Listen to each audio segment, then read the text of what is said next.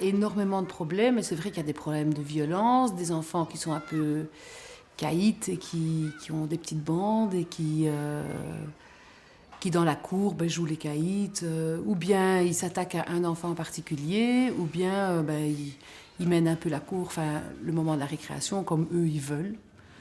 Et donc, mais bon, c'est pas une généralité, c'est vraiment, c'est sporadique quoi, c'est quelques-uns comme ça par classe. Et donc il faut gérer ça dans la cour. Il y a un petit peu de problème de violence dans la cour de récréation, surtout avec le catch que les enfants regardent très souvent. On doit quotidiennement intervenir quand ils jouent à des jeux de ce style-là, parce que ça dérape toujours et ça finit parfois avec des bosses ou des nez qui saignent. Il y a une question qui préoccupe aujourd'hui beaucoup de parents, beaucoup de pédagogues et même des personnalités politiques, c'est la question de la violence des jeunes et notamment la violence scolaire. Mais à mon avis, le problème est très mal posé parce que le plus souvent, on se demande comment réduire la violence, éventuellement en repérant les enfants agressifs ou en les punissant mieux, différemment. Je crois que c'est mal posé le problème. Il faut savoir comment augmenter l'empathie. Il ne faut pas savoir comment réduire la violence, mais comment augmenter quelque chose qui s'oppose à la violence. Donc augmenter l'empathie, comment faire ? Eh bien, il se trouve qu'on peut le faire, on doit le faire dès la classe maternelle. Et il y a une activité simple qui permet de le faire, c'est cette activité que j'ai mise au point, qui s'appelle le jeu des 3 figures. Alors pourquoi le jeu des 3 figures ? Parce que très souvent dans les scénarios joués par les enfants en classe de récréation, ou d'ailleurs dans les scénarios du cinéma ou de la télévision, on retrouve 3 figures. Alors lesquelles ? La figure de l'agresseur, la figure de la victime et la figure du redresseur de tort. Et puis derrière cette idée d'appeler ce jeu le jeu des 3 figures, il y a aussi l'idée que c'est un jeu dans lequel on apprend à dire « je », moi, c'est moi qui parle, je. On apprend à dire tu, je t'aide, je te viens en aide, mais aussi je t'attaque, je te frappe, je te sauve. Et puis c'est un jeu dans lequel on apprend à faire référence au 3e pôle de la relation, il. Je te frappe, il vient à ton aide. Comme je vous l'avais dit tout à l'heure, on va faire maintenant le jeu du théâtre. Qui peut me rappeler les différentes règles pour le jeu du théâtre ? Dominique ? Pas donner des coups de pied pour du vrai. Pas donner de coups de pied pour du vrai. Ahmed ? C'est pas pour du vrai. On ne se frappe pas pour du vrai. Mimoun ? Et on fait pas de la bagarre en vrai. Voilà, on ne se bagarre pas pour du vrai. Serena ? Il faut ça facile. On doit bien Ouais. en colère. On doit bien parler fort. Voilà, parler bien fort. Et les garçons, quel rôle peuvent-ils faire ? Les filles et les garçons, ou bien les filles, les garçons. on va faire... Les garçons peuvent faire un rôle de filles, les filles peuvent faire un rôle de garçon. Et surtout, quand on fait comme au théâtre, à la fin, tous les enfants font les différents rôles. Si on se contentait de proposer aux enfants de jouer certaines scènes, ils joueraient tous dans le rôle qu'ils ont envie de jouer. Les agresseurs joueraient toujours les agresseurs, les victimes toujours les victimes.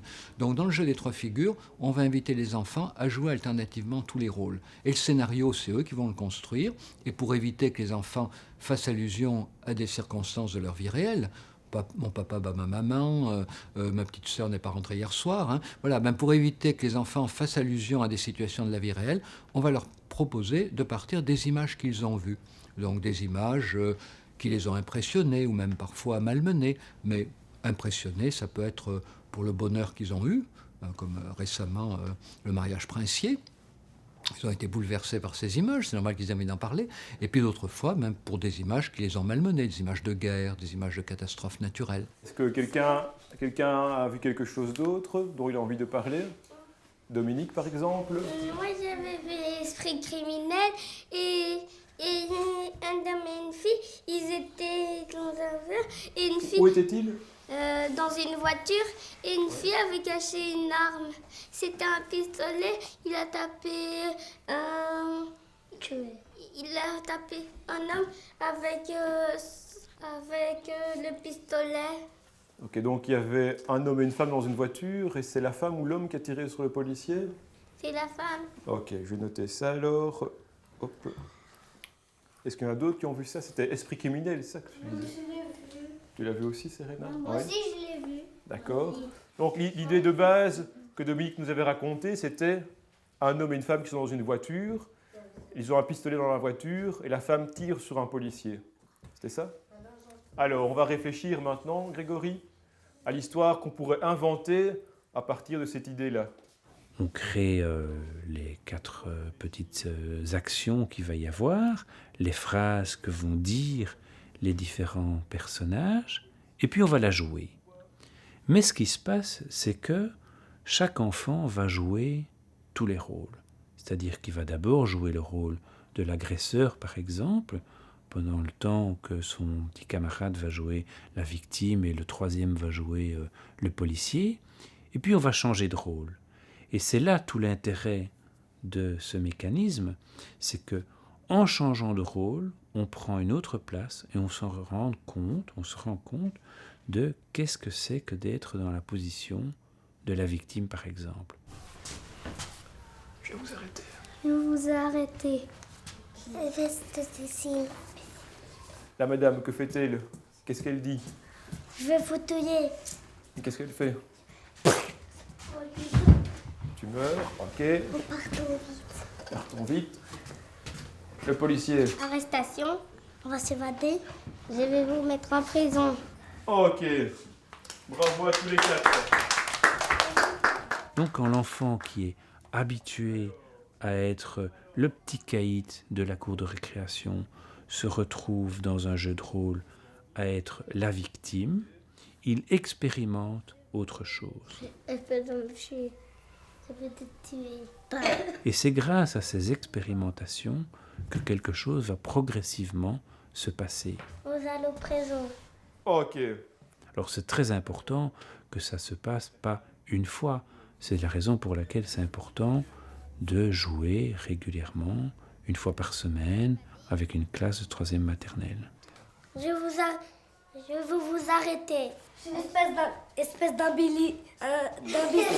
Très très jeunes, les enfants prennent des rôles de victimes ou d'agresseurs. Donc c'est très jeune qu'il faut essayer de travailler cette question de la violence avec eux, à un moment où il y a encore une certaine flexibilité psychique qui fait en sorte qu'ils vont pouvoir changer parce qu'ils s'identifient à l'autre par ce mécanisme du jeu de rôle.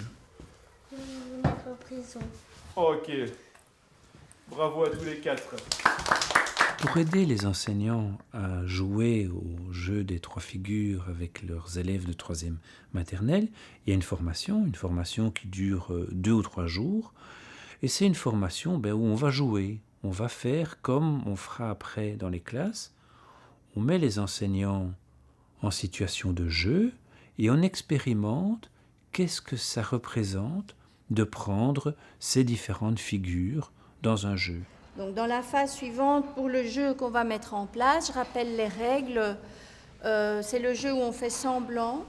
Donc on ne se fait pas mal, on fera pour du semblant. Les garçons peuvent jouer des filles et les filles des garçons. Et voilà, si j'ai oublié une règle, vous pouvez me la rappeler, j'ai tout dit. On ne s'embrasse pas. On fait semblant de s'embrasser, voilà. Ok. Le gros avantage, c'est que une formation relativement courte, bien menée, peut amener à accéder à cet outil qu'est le jeu des 3 figures et d'y accéder de façon assez facile et sans remettre en question absolument tout ce que l'enseignant a pu apprendre jusque-là. Non, juste en utilisant les points forts de ce qu'il sait, en les combinant avec le cadre et la technique qui a été proposée pour arriver à l'utilisation finalement d'un outil. Lâche-moi! Ferme-la! Je m'enfuis! Tu l'as bien mérité. Le jeu des 3 figures est une activité qui correspond exactement aujourd'hui aux préconisations des circulaires ministérielles pour cette tranche d'âge. Et c'est pour ça qu'il a autant sa place en maternelle. En maternelle, l'enseignant doit favoriser l'oralité, mais lorsque les enfants sont invités à construire un scénario, ils apprennent à maîtriser le langage. Et puis, quand les enfants sont invités à intervenir à tour de rôle, en levant le doigt, en écoutant ce que dit leur copain, ils apprennent la sociabilisation, le bien vivre ensemble. Et puis quand ils sont amenés à jouer avec leur corps les scènes qui ont été construites ensemble, c'est l'expression corporelle. Et puis pendant tout ce temps-là, le temps où ils vont construire un scénario, une histoire, le temps où ils vont le jouer, ils vont développer leur imagination.